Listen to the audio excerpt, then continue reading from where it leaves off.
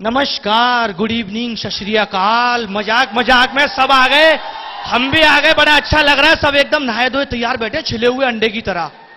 एक बात मैं आपको बता दूं, सब लोगों ने प्यार के बारे में बहुत कुछ कहा। मैंने सोचा यार मैं भी प्यार से ही स्टार्टिंग कर लेता हूं। अपने हिंदुस्तान में जो प्यार है ना, वो पार्कों से ही शुरू होता है।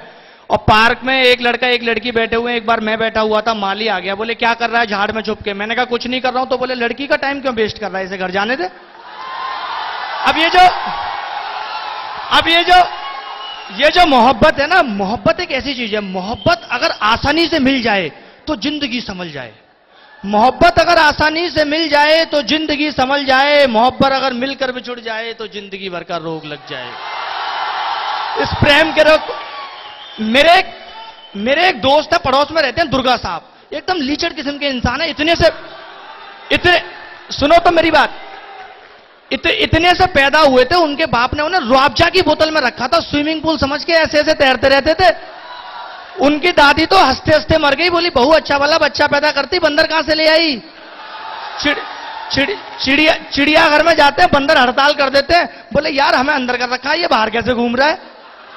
मैंने दुर्गा साहब से पूछ लिया, मैंने कहा दुर्गा साहब आपके कितने बहन भाई हैं। बोले मैं अकेला हूं। मैंने कहा ये कैसे। बोले यार मैं घर से बाहर खेलने ही नहीं जाता था। समझ में आ गया ना। अब दुर्गा, और सुनो तो दुर्गा साहब के 8-8 बच्चे, एक ही कमरा है। उनकी बीवी रात को चिल्लाती हैं, बोले बेटा सो जा, तेरे बाप को सुबह ऑफिस जाना है। मैंने कहा यार तुम्हारे 8-8 बच्चे करते क्या हो। बोले यही करते रहते हैं। मैंने कहा यार एक बात बताओ, तुम्हारे घर में एक ही कमरा है, पता है इनके बच्चे कैसे सोते हैं। बेड के ऊपर बेड लगा के सोते हैं। नीचे वाला बच्चा सुबह मां को कह रहा होता है, मां मैं आज स्कूल नहीं जाऊंगा, रात भर बारिश होती रही है। और दुर्गा, अब एक बात बताओ, देखो मेरी बात सुनो। यहां पे पहले क्या था, सेमेस्टर हमारे बहुत लेट चला करते थे, मतलब बीटेक की डिग्री थोड़ी लेट मिलती थी। मैं सोचता था यार अच्छी यूनिवर्सिटी में आ गए, कम से कम इसी बहाने घर से खर्चा मिलता रहेगा, लेट यूनिवर्सिटी होगी। अब Atul sir, Katiyar sir, Manoj sir ने इतनी मेहनत करके सेमेस्टर को क्या है ना टाइम पे ले आए। अब तो बड़ी दिक्कत है भाई, बीटेक वाले इंजीनियर ऐसे ही घूम रहे हैं, ट्रेनों में मिल जाते हैं। सीएस के 5 इंजीनियर चढ़े, बोले भाई साहब 5 रुपए में 2 गाने डलवाओगे। ये हालत हो गई इंजीनियर्स की। तो इसलिए मैं तो कहता हूं भाई, पढ़े लिख के क्या करना है, आखिर एक दिन सबको मरना है। 4 दिन हंसी खुशी से झीलो, अगले जन्म में फिर नर्सरी से पढ़ना है।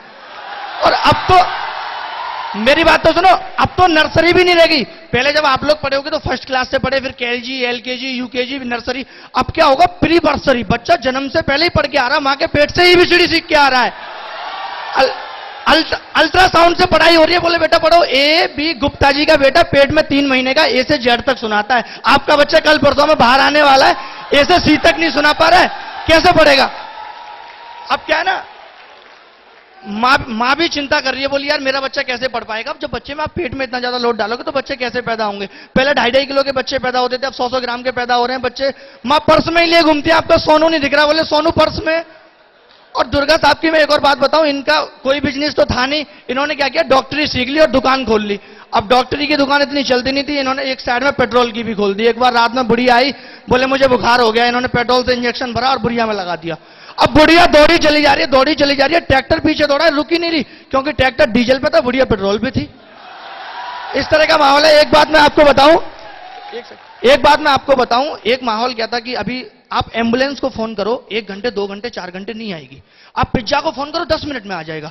एक विधवा पेंशन के लिए घूम रही है, उसे नहीं मिलेगी।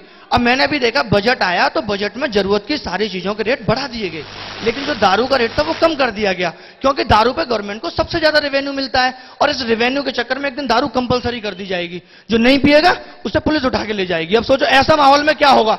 2 सहेलियां आपस में बात कर रही हैं, और अंकिता कैसी है, बोली मैं तो टुन्नू, तू बता, बोली मैं भी टाइट हूं। ऐसा माहौल आ जाएगा। अब सोचो ऐसे माहौल में जो लोग मौसम्मी का जूस पिएंगे, उन्हें लोग कितनी गंदी नजर से देखेंगे। बोले छी मौसम्मी का जूस पीता है, मर जाएगा एक दिन मौसम्मी का जूस पी पी के, बीबी बच्चे अनाथ हो जाएंगे तेरे।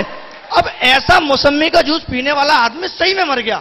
अब उसकी बीबी भी रो रही है मैयत पे, मना करती थी मौसम्मी का जूस मत पी, नहीं माना, अब मर गया, बच्चों को पैक बना बना के कौन देगा। अब उसकी मैयत भी बेवड़े लोग लेके जा रहे हैं, बोले राम नाम सत्य है, मुर्दा बड़ा मस्त है। अब 2 बाइक वाले आए, वो भी टूनते, उन्होंने टक्कर मार दी, मुर्दा बेचारा नीचे गिर गया। सब लोग बोले मारो मारो, बोले काहे को मारो, जो आदमी गिरा है वो तो कुछ बोल नहीं रहा है। तो और दुर्गा साहब की एक और आदत है, पता है, इन्होंने भैंस को मोबाइल खिला दिया। मैंने कहा मोबाइल क्यों खिला दिया? बोले यार जब दूध देना होता है तो मिस कॉल मार देती है।